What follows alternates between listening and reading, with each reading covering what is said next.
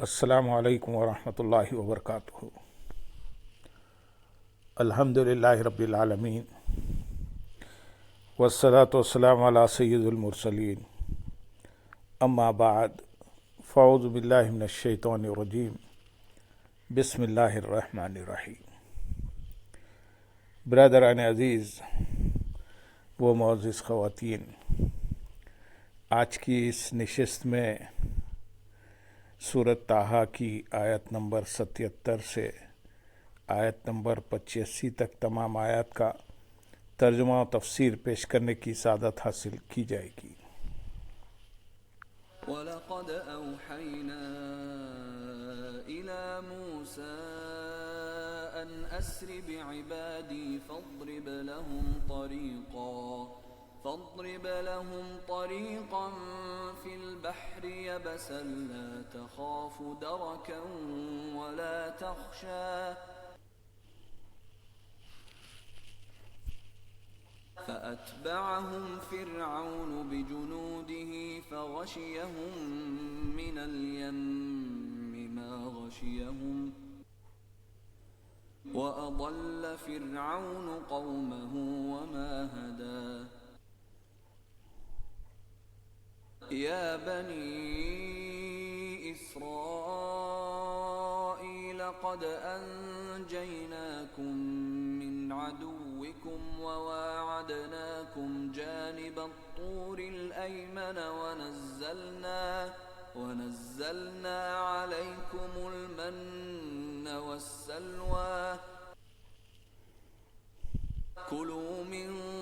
طيبات ما رزقناكم ولا تطغوا فيه فيحل عليكم غضبي ومن يحلل عليه غضبي فقد هوى وإني لغفار لمن تاب وآمن وعمل صالحا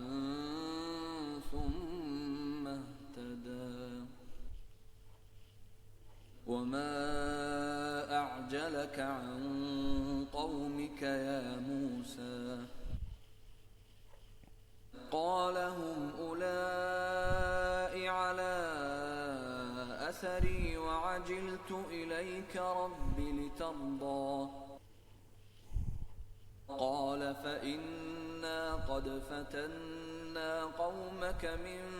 بعدك وأضلهم السامري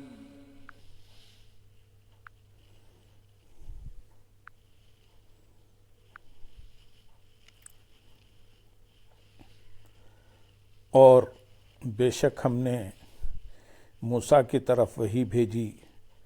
کہ راتوں رات میرے بندوں کو لے چلو اور ان کے لیے دریا میں خشک راستہ نکال دو۔ تجھے ڈر نہ ہوگا کہ فرعون پکڑ لے اور نہ تجھے خطرہ ہوگا۔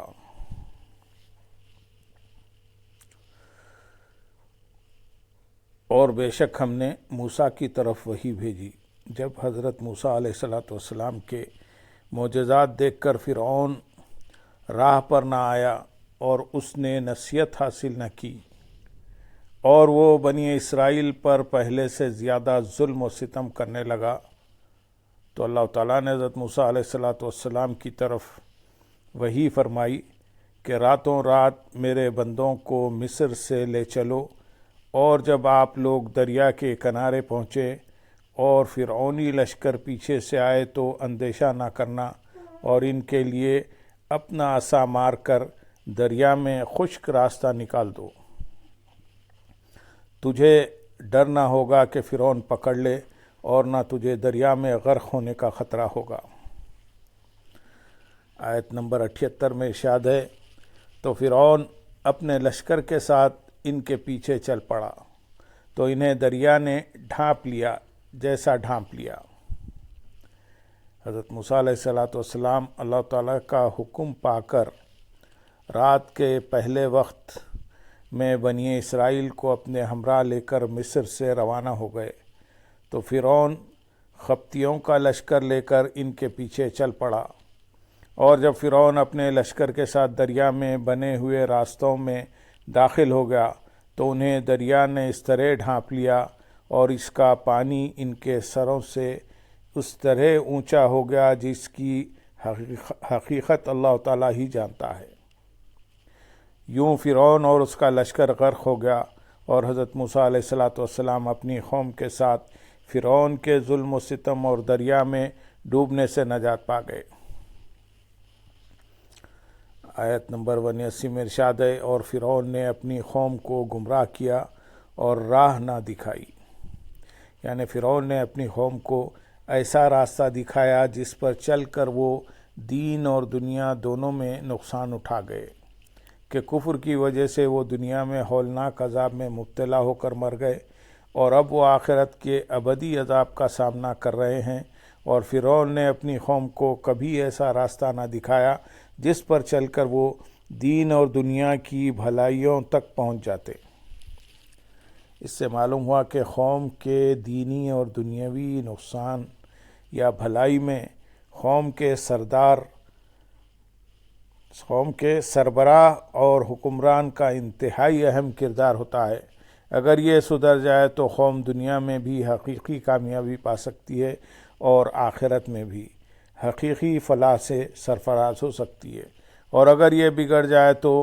قوم دینی اور دنیاوی دونوں اعتبار سے بے پناہ نقصان اٹھاتی ہے۔ آیت نمبر 80، 81 اور 82 میں ارشاد ہے، اے بنی اسرائیل، بے شک ہم نے تمہیں تمہارے دشمن سے نجات دی اور تمہارے ساتھ کوہ طور کی دائیں جانب کا وعدہ کیا اور تم پر منہ اور سلوہ اتارا۔ جو پاکیزہ رزق ہم نے تمہیں دیا ہے اس میں سے کھاؤ اور اس میں زیادتی نہ کرو کہ تم پر میرا غضب اتر آئے، اور جس پر میرا غضب اتر آیا تو بے شک وہ گر گیا، اور بے شک میں اس آدمی کو بہت بخشنے والا ہوں جس نے توبہ کی اور ایمان لایا اور نیک عمل کیا پھر ہدایت پر رہا۔ اس آیت اور اس کے بعد والی 2 آیات کا خلاصہ یہ ہے کہ فرعون اور اس کی قوم کے غرق ہونے کے بعد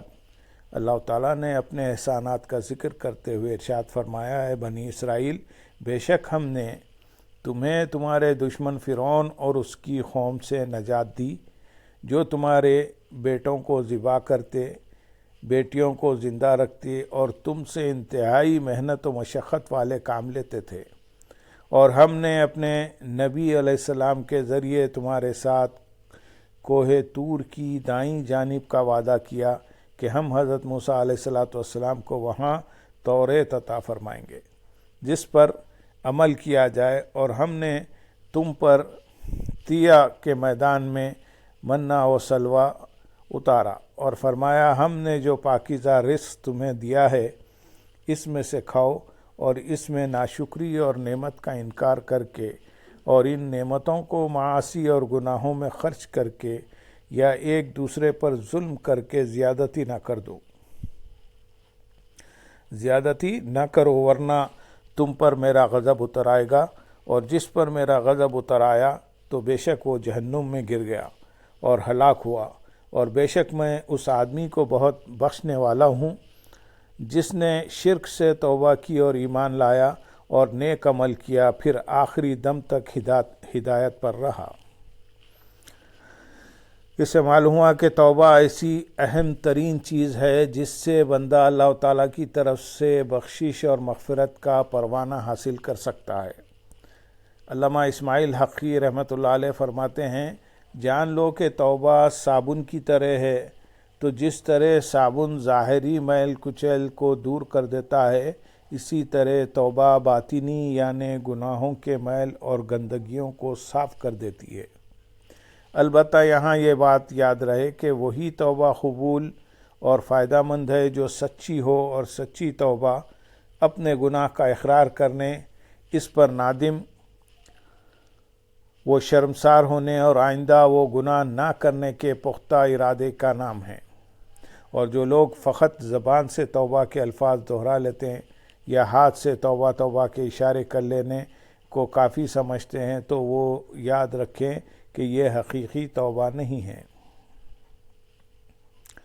آیت نمبر 83 اور 84 میں ارشاد ہے، اور اے موسیٰ تجھے اپنی قوم سے کس چیز نے جلدی میں مبتلا کر دیا؟ عرض کی وہ یہ میرے پیچھے ہیں، اور اے میرے رب میں نے تیری طرف اس لیے جلدی کی تاکہ تو راضی ہو جائے۔ اس آیت اور اس کے بعد والی آیت کا خلاصہ یہ ہے کہ حضرت موسیٰ علیہ السلام جب اپنی قوم میں سے 70 آدمیوں کو منتخب کر کے توریت شریف لینے کوہ طور پر تشریف لے گئے، پھر اللہ تعالیٰ سے کلام کے شوق میں ان آدمیوں سے آگے بڑھ گئے اور انہیں پیچھے چھوڑتے ہوئے فرمایا کہ میرے پیچھے پیچھے چلے آؤ، تو اس پر اللہ تعالیٰ نے ارشاد فرمایا، اے موسیٰ علیہ السلام تجھے اپنی قوم سے کس چیز نے جلدی میں مبتلا کر دیا؟ حضرت موسیٰ علیہ السلام نے عرض کی وہ یہ میرے پیچھے ہیں، اور اے میرے رب عز و جل میں نے تیری طرف اس لیے جلدی کی تاکہ تیرے حکم کو پورا کرنے میں میری جلدی دیکھ کر تیری رضا اور زیادہ ہو۔ یہاں ایک نقطہ قابل ذکر ہے کہ اللہ تعالیٰ نے یہاں حضرت موسیٰ علیہ السلام کے بارے میں بتایا کہ انہوں نے اللہ کی رضا چاہی، اور اپنے حبیب صلی اللہ علیہ وسلم کے لیے اور مقامات پر بتایا اللہ نے ان کی رضا چاہی۔ چنانچہ اللہ تعالیٰ ارشاد فرماتے ہیں سورۃ بقرہ آیت نمبر 144 میں، تو ضرور ہم تمہیں اس قبلے کی طرف پھیر دیں گے جس میں تمہاری خوشی ہے۔ اور پھر ارشاد فرمایا سورۃ والضحیٰ میں، اور بے شک قریب ہے کہ تمہارا رب تمہیں اتنا دے گا کہ تم راضی ہو جاؤ گے۔ اس سے معلوم ہوا کہ حضرت موسیٰ علیہ السلام کی رضا حاصل کرنے اور اس میں اضافہ کرنے کے لیے کوشاں ہیں، جبکہ اللہ تعالیٰ اپنے حبیب صلی اللہ علیہ وسلم کی رضا چاہ رہا ہے۔ احمد رضا خان رحمۃ اللہ علیہ کیا خوب فرماتے ہیں، خدا کی رضا چاہتے ہیں دو عالم، خدا چاہتا ہے رضا محمد، اللہم صلی علی سیدنا محمد وعلی آل سیدنا محمد وبارک وسلم۔ آیت نمبر 85 میں ارشاد ہے فرمایا، تو ہم نے تیرے آنے کے بعد تیری قوم کو آزمائش میں ڈال دیا اور سامری نے انہیں گمراہ کر دیا۔ اللہ تعالیٰ نے حضرت موسیٰ علیہ السلام کو خبر دیتے ہوئے ارشاد فرمایا کہ اے موسیٰ ہم نے تیرے پہاڑ کی طرف آنے کے بعد تیری قوم جنہیں آپ نے حضرت ہارون علیہ السلام کے ساتھ چھوڑا ہے